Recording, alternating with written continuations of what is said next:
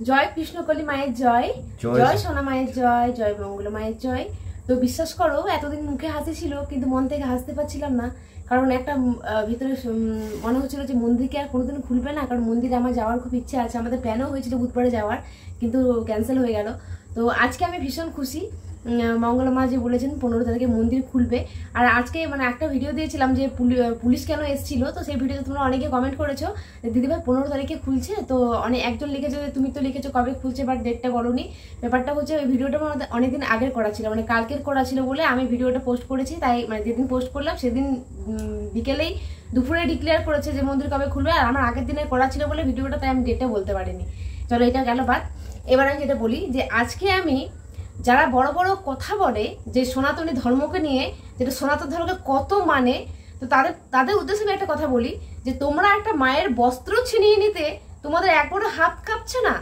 যেই মা, একটা মা বলো সনাতন ধর্ম নিয়ে কথা বলো, মায়ের কানের ছিনিয়ে নিতে, মায়ের সোনার টিপ ছিনিয়ে নিতে, মায়ের স্মৃতি ছিনিয়ে নিতে, মাথায় সিঁদুর ফেলে দিয়েছো মায়ের, তোমাদের লজ্জা লাগে না? সনাতন ধর্ম নিয়ে তোমরা কথা বলো, তোমরা কোন সে সনাতন ধর্মতে বিশ্বাসী গো? আমি একটা এক্সাম্পল দিচ্ছি, আজকে আমাদের এই যে মুসলিম ভাই বোনেরা যদি ওদের ধর্ম নিয়ে কেউ কথা বলে না, ওরা সবাই এক খাট্টা হয়ে কথা দাঁড়িয়ে যাবে, কারণ ওদের একতা আছে, ওরা ওদের ধর্মকে ভীষণভাবে ভালোবাসে, বিশ্বাস করে আর সম্মান করে। আমাদের সনাতন ধর্মকে কেউ সম্মান করে না, সবাই শুধু নিজের ফায়দাটা বোঝে। কোথায় তার ফায়দা হবে?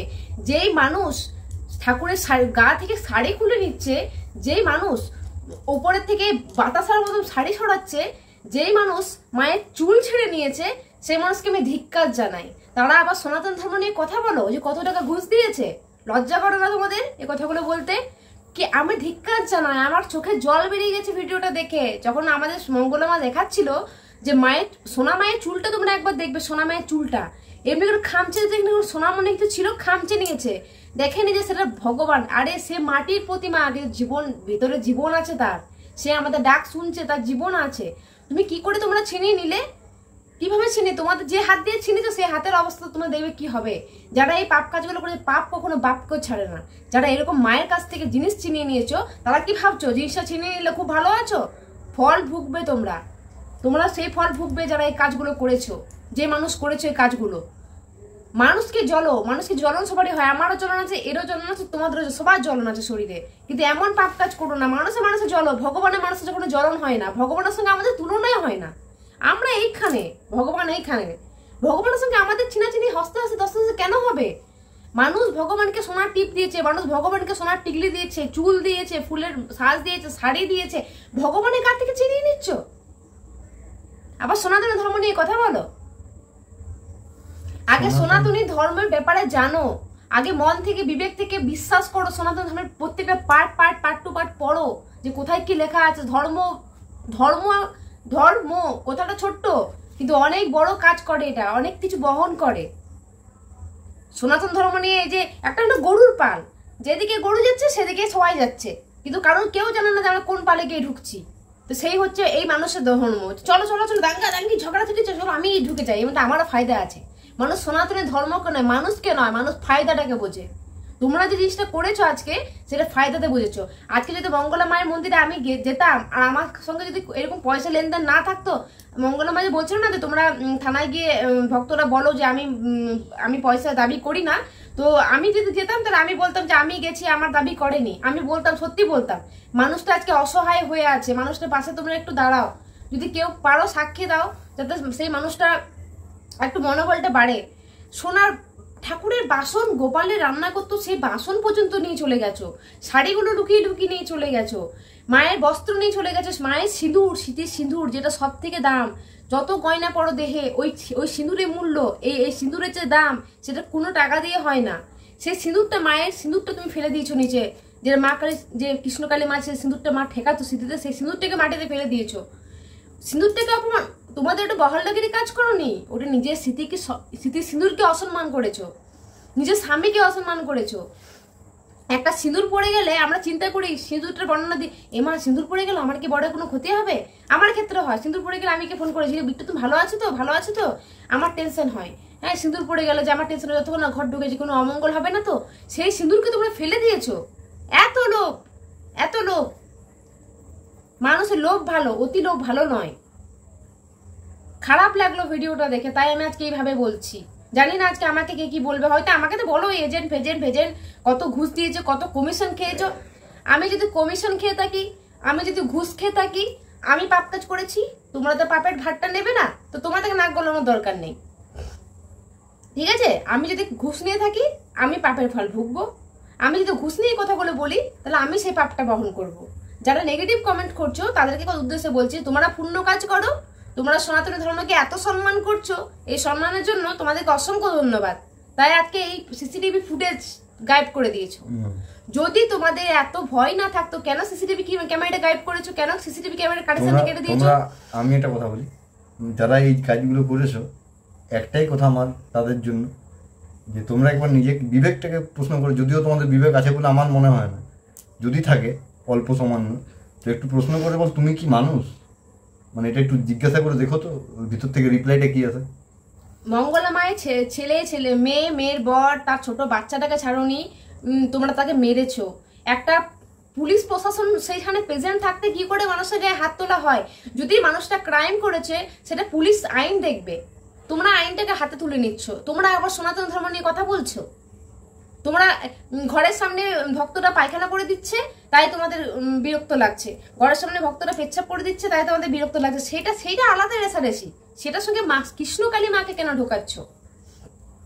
সেই রেশারেশি আলাদা। তোমরা একটা ফ্যামিলি, তোমরা নিজেরা বোঝাপড়া করবে সেটা। বাট একটা মা তো কোনো দোষ করেনি। কৃষ্ণকালী মায়ের কথা বলছি, কৃষ্ণকালী মা তো কোনো দোষ করেনি, সোনা মা তো কোনো দোষ করেনি। কেন সোনা মায়ের চুলটাকে ছিঁড়ে নেওয়া হয়েছে? কেন সোনা মায়ের ঠাকুরের সোনার জিনিসকে তোমরা ছিনিয়ে নিয়েছো? কেন মায়ের কান ফাঁকা করে দিয়েছো? কেন মায়ের অঙ্গের শাড়ি তোমরা খুলে নিয়েছো? কেন? এটা কিসের জন্য করেছো? সনাতনী ধর্মকে ভালোবাসো? এই ভালোবাসা? আজকে যদি আমি বলি, আজকে আমি ধরো কোনো ছেলে, আমার এই মা, আমি যদি কোনো ছেলে হয়, তাহলে আমি যদি ও দেখি যে আমার মায়ের খুব সোনাদানা আছে, হ্যান ত্যান আছে, আমি সোনার গায়ের গয়নাটাকে ছিনিয়ে নিয়ে চলে গেলাম, তা মানুষ নিন্দা করবে। কিন্তু কি বলতো, তা বলো এই মানুষ তো মানুষ ভুল হতে পারে। কিন্তু একটা মায়ের সোনার চোখ, আমি এক জায়গায় দেখেছিলাম যে মায়ের সোনার চোখ ছিল, সোনার চোখ ছিনিয়ে নিয়ে চলে গেছে। তো যে সন্তান মায়ের চোখ ছিনিয়ে নিয়ে চলে যাচ্ছে, সেই সন্তানের জন্ম। সনাতনী ধর্ম তখনই মানায় যখন তোমরা মাকে বিশ্বাস করবে, মানুষকে নয়। ওইটাকে সনাতন ধর্ম বলে। তোমরা তো কেউ একবারও বলছো না যে কৃষ্ণকালী মায়ের কাছ থেকে মানুষ লাভ পেয়েছে। কই একবারও তো বলিনি। যারা এত বড় বড় কথা বলছো তারা তো মায়ের সামনে একবারও বললে না যে কৃষ্ণকালী মা জাগ্রত, কিন্তু ইনি খারাপ কাজ করেছে। তাহলে মানতাম যে মাকে বিশ্বাস করো, মানুষটাকে করো না। আমি কারোর পক্ষে নয়, কারোর পাতিত্ব নয়। আমি একটা কথাই বলবো যে কৃষ্ণকালী মায়ের আজকে ভিডিওটা দেখলাম, ওই যে বাসন ছড়িয়ে আছে, শাড়ি ছড়িয়ে আছে, সিসিটিভি ফুটেজ কাটা আছে তারটা, ওইগুলো বাদ দিলাম। ঠাকুরের গোপালের বাসন তোমরা নিয়ে চলে গেছো, ঠাকুরের সোনার গয়না তোমরা ছিনিয়ে নিয়েছো, চুল এবড়ে খেবড়ে করে দিয়েছো। মা কি দোষ করলো গো তোমাদের কাছে? আমার ধিক্কার জানাই এমন বাঙালিদেরকে। এইটা যদি একটা মুসলিম ভাই বোনরা হতো না, তাহলে এইরকম কাজ হতো না। কারণ তারা খুব ভালোবাসে, আর তারা মন থেকে সম্মান করে। আমাদের হিন্দুদের মতন দোগলা নয়। তাদের যে আল্লাহ আছে, আল্লাহকে তারা মাথায় তুলে রাখে। ওই আল্লাহর দিকে যে হাত তুলতে বাড়াতে হবে না, হাত ভেঙে গুড়িয়ে দেবে, সেইটা হচ্ছে ভালোবাসা। আমি সম্মান জানি মুসলিম ধর্মকে এই কারণে, কারণ আমাদের সনাতন ধর্মের একতা নেই। যদি একটা ঠাকুরের গায়ে হাত তোলে, অন্য হাতটা ঘুরিয়ে দেবে, তবে ভাববো যে হ্যাঁ সনাতনকে ভালোবাসো। কি করে একটা মায়ের এরকম চুল ছেড়ে নিচ্ছ, আর সেই পাশের লোক কি করে সম্মান করছে যে এটা সনাতন ধর্ম? মানুষটার সঙ্গে রেসারেসি করো, মানুষটাকে মারো, ধরো, কাটো, আমি বলতে যাবো না, কিন্তু একটা মায়ের গা থেকে তুমি গয়না খুলে নিচ্ছ। মানুষটাকে মারার ধরার অধিকারও নেই, কারণ আমি বলছি কথা মানে যদি মানুষের সঙ্গে তোমার থাকে, তা মানুষটাকে তুমি যা খুশি করো, কিন্তু একটা মায়ের গা থেকে কি করে গয়না খুলে নাও? কিন্তু এখানে বলতে হবে মুসলিম ভাই বোনেদেরকে যে ওরা ওদের আল্লাহকে না ছুতেও দেবে না, হাত ঘুরিয়ে দেবে, কারণ ওরা ভালোবাসে, মাথায় করে রাখে, মাথায়। আজকে বড় মুখ করে সনাতনী ধর্মকে অপমান, কে সনাতন ধর্মকে অপমান করেছে? বহু জায়গায় মা মনসা মন্দিরও তো এরকম হচ্ছে যে মা মনসা মন্দির যাচ্ছে, সবাই ফল পাচ্ছে, মা মনসার ভর আসছে, ফল পাচ্ছে তো মানুষ পাচ্ছে তো। ভক্তরা কি এত বোকা যে ভক্তরা ফল না পেলে ভক্তরা শুধুই বলবে ফল পেয়েছি? সবাই ফল পেয়েছে, যারা গেছে এমন কোনো একটা ভক্ত নেই যে ফল পায়নি। প্রত্যেকটা ভক্ত ফল পেয়েছে, ফল পেয়ে মাকে দান করেছে, সে দানের টাকা তোমরা নিয়ে চলে গেছো। লোভী মঙ্গলামা নয়, লোভী তোমরা, বুঝেছো? কারণ তোমরা টাকাটা নিয়ে চলে গেছো। তখনই বুঝতাম যে মায়ের একটা জিনিসে হাত না দিয়ে মাকে সেফটি রেখে তোমরা ঝগড়া করেছো।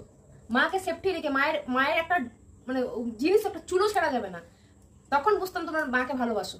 মাকেই ছিনিয়ে নিয়ে চলে গেলে, মায়ের চোখ টিপ ছিনিয়ে নিয়ে চলে গেলে, মায়ের জিভ কাটানোর চেষ্টা করেছিলে, জিভটা পারোনি। আমি দেখলাম জিভটাকে হালকা খোলা টাইপের আছে, জিভটা পারোনি, চেষ্টা করেছিলে। ওই সোনার জিভটা নিয়ে তোমরা হয়তো কানের গড়াতে, কানের পরতে, গলার মালা, চিক, তোমাদের শাড়িগুলো মনে খুব ভালো লাগতো যে এত এত শাড়ি রাখা আছে, এই শাড়িগুলো কখন হস্তক্ষেপ করব, তার জন্য গেছিলে, তাই না? তোমাদের ব্যক্তিগত প্রবলেম, তোমাদের পার্সোনাল প্রবলেম, তোমরা পার্সোনাল মেটাতে পারতে। মাকে কেন ওখানে টানলে? আমি মঙ্গলা মায়ের কথা বলিনি, আমি কৃষ্ণকালী মায়ের কথা বলছি। কেন টানলে? অনেকে আবার বলছো সেটা কৃষ্ণকালী মা নয়, আবার কৃষ্ণকালী মা নয় সেটা নিয়েও কথা উঠছে। কি ব্যাপার আমি বুঝতে পারছি না, আদৌ জানি না কি ব্যাপার। কিন্তু মায়ের গায়ে হাত তোলার ভালো করোনি, মায়ের গায়ে হাত তোলা ভালো করেনি। মা যে হাতটা মায়ের গায়ে তুলেছো, সেই হাতটা কি হবে তোমরা দেখো। এই দুনিয়াতে আছো, এই জন্মে এখন আছো, দেখতে পাবে। ওই মানুষের কখনো শর্ট করে ইয়ে হয় না, তারা ভোগবে, আর ওইটা রিয়েলাইজ করাবে মা যে তোমরা কি করেছো, বুঝেছো? যাই হোক, 15 তারিখে মায়ের মন্দির খুলছে, আমি তো যাবোই মায়ের কাছে, আমার খুব শখ। যদি আমার গায়ে একটা আঁচড়ও পড়ে, পড়বে, লাঠি পড়ে পড়বে, ঝাঁটা পড়ে পড়বে, মায়ের মন্দির যাব, মায়ের দর্শন করব। মাকে শুধু একটা কথাই বলবো, মা আমার জন্য কিছু দিও না তুমি, যারা তোমার অনিষ্ট করেছে তাদেরকে তুমি দিও, 2 হাত ভরে দিও তাদেরকে, কারণ তাদের কুলোচ্ছে না, তাদের কুলোচ্ছে না। শাড়ি গয়না যে মায়ের জিভ ছিনিয়ে নিয়ে চলে যাচ্ছে, মায়ের কানের ছিনিয়ে নিয়ে চলে যাচ্ছে, চুল ছেড়ে নিয়ে চলে যাচ্ছে, তাদেরকে কুলোচ্ছে না, তাদেরকে দিও। তো যাই হোক বন্ধুরা, অনেক বড় ভিডিওটা হয়ে যাবে। খারাপ লেগেছে, মাকে ভীষণ ভালোবাসি, ভীষণ ভালোবাসি। আমি আমার নিজের মাকেও ভালোবাসি, আমি মা জিনিসটাকেই ভালোবাসি। যাই হোক বন্ধুরা, চলো অনেক কিছু বকে নিলাম, ভালো থেকো, সুস্থ থেকো। তো আর প্লিজ এই কাজগুলো করো না। তো চলো, জয় কৃষ্ণকালী মায়ের জয়, জয় সোনা মায়ের জয়। মা জলদি করে তোমার কাছে আসছি, তোমার মন্দির খোলার খবর শুনে ভীষণ খুশি হয়েছি, পাশে আছি, পাশে থাকবো। চলো টাটা।